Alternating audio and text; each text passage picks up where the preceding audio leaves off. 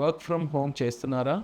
Day అంతా laptop ముందు కూర్చొని ఈవినింగ్ అయ్యేసరికి neck pain, shoulder pain, back pain లేదా రిస్ట్ పెయిన్ వస్తుందా? Then this is for you. Work from home అనేది మన లైఫ్లో కామన్ అయిపోయింది. ఆఫీస్కి వెళ్ళకపోయినా మనము 8 to 10 అవర్స్ ఒకటే పోస్చర్లో కూర్చొని పనిచేస్తున్నాం. ముందుకు వంగి ల్యాప్టాప్ని చూడడం, హెడ్ని కంటిన్యూస్గా ఫార్వర్డ్ టిల్టెడ్ పొజిషన్లో పెట్టడం, బ్యాక్ సపోర్ట్ లేకుండా కంటిన్యూస్గా పనిచేయడం, ఇవన్నీ స్లోగా బాడీ మీద ఎఫెక్ట్ చూపెడతాయి. దీనివల్ల స్లోగా నెక్ పెయిన్ స్టార్ట్ కావడం, తర్వాత షోల్డర్ టైట్నెస్, కొంతమందికి అప్పర్ బ్యాక్ పెయిన్స్, స్లోగా wrist pains, hand pains start అవుతాయి. సింపుల్ చేంజెస్ చాలా డిఫరెన్స్ తీసుకొస్తాయి.